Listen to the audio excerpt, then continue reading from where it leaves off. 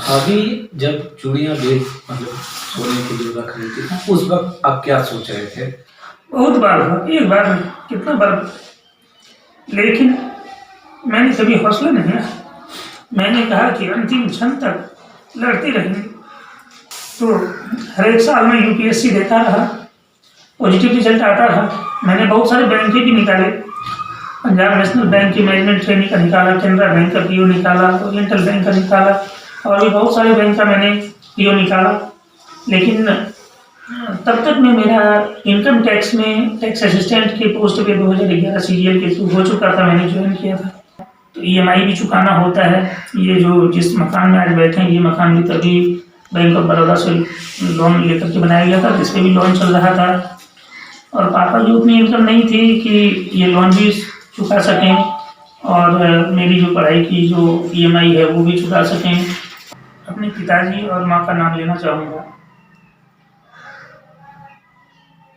क्योंकि ज़िंदगी में बहुत ऐसे क्षण आते हैं जिसमें आपका कोई मदद नहीं करता, और उस टाइम पे अगर आपके माता पिता आपके साथ खड़े होते हैं ना, रोइए नहीं, तो नहीं, ये समझिए कि खुशी के आंसू हैं।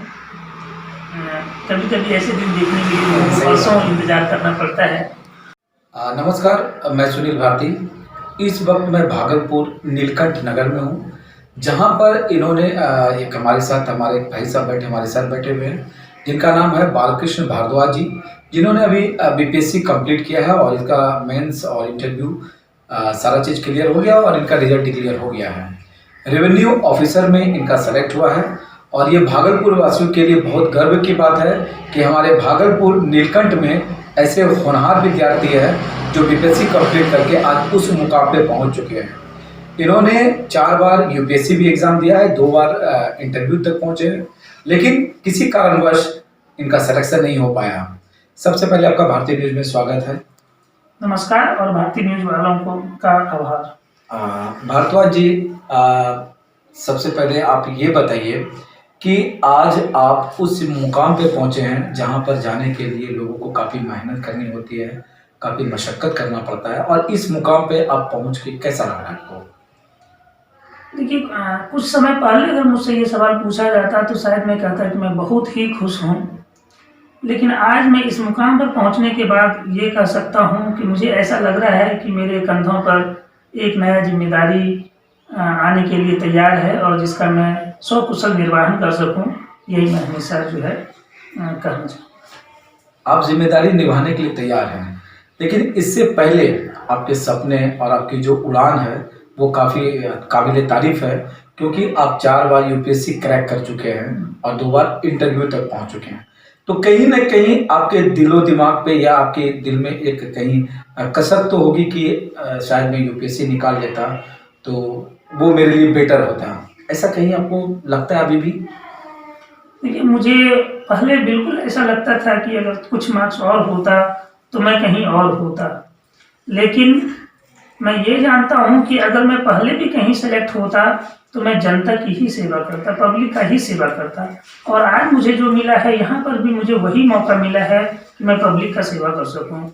इसीलिए मेरे अंदर कोई कसक नहीं है, और मैंने हर एक एग्जाम में अपना सर्वश्रेष्ठ योगदान जो मैं दे सकता था अपनी तैयारी के माध्यम से, वो मैंने दिया। इसलिए मुझे किसी भी चीज़ से कोई गिला शिकवा नहीं है। ठीक है, आप जो कह रहे हैं बात को मैं एग्री करता हूँ कि आपके कोई गिला शिकवा नहीं है और पब्लिक सर्वेंट में ही आना चाहते थे, लेकिन होनहार विद्यार्थी के लिए एक ड्रीम होता है कि सवाल है कि जैसे आपने कहा कि मैं 2011 से खेलना शुरू किया।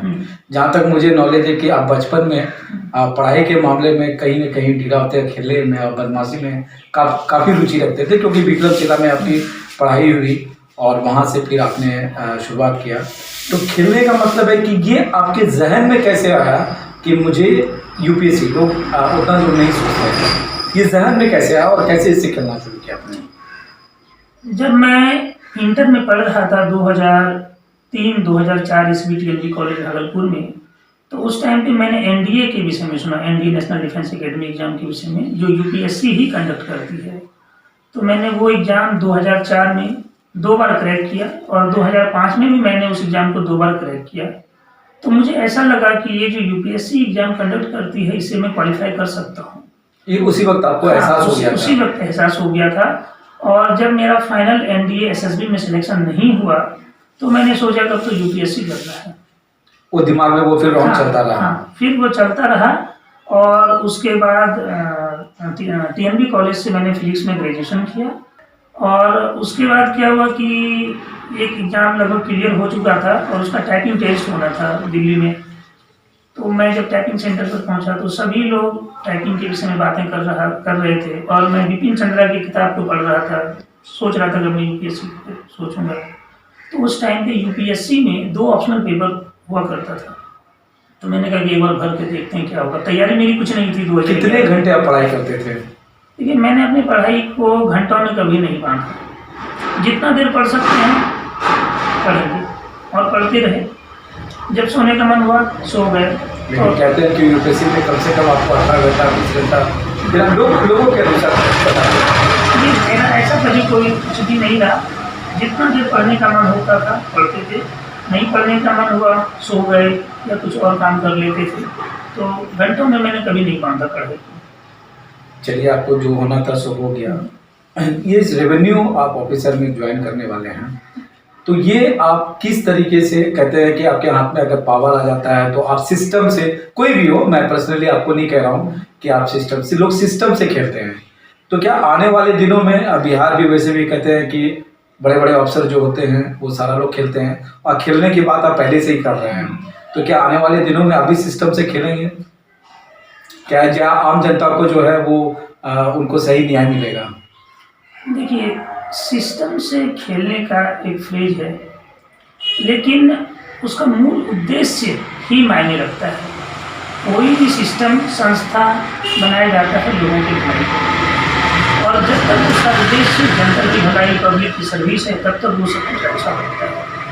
कभी कभी जिंदगी में ऐसे भी समय आ जाते हैं जबकि आपको लगता है कि सामने वाला व्यक्ति की कुछ ऐसी ज़रूरत है जो कि उसे मदद हमें करना चाहिए, और सिस्टम के अनुसार हम उसकी मदद नहीं कर सकते। कुछ सीमाएं हमें बांधती है। तो ऐसे टाइम पे हम लोगों को सिस्टम इस तरह से लचीलापन दिखाना चाहिए कि हम उस नीडी व्यक्ति की भी मदद कर सकें। क्योंकि अगर कोई व्यक्ति गंगा में डूब रहा है, हम ये तो नहीं पूछेंगे कि रूल रेगुलेशन क्या है, तो सबसे पहले तो हम उसे बचाएंगे।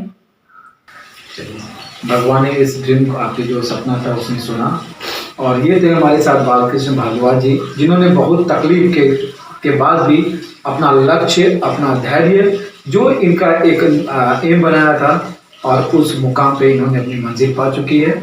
और जितनी भी तकलीफें फैमिली में इन्होंने झेला है, और सभी तकलीफ को दूर नज़रअंदाज करते हुए आज उस स्थान पे पहुँचे हैं। और मैं यही कहूँगा भारद्वाज जी, आप अच्छे से पब्लिक का सेवा कीजिए, भगवान आपको एक मौका दिया है। कैमरामैन सहयोगी के साथ मैं सुनील भारती, नमस्कार।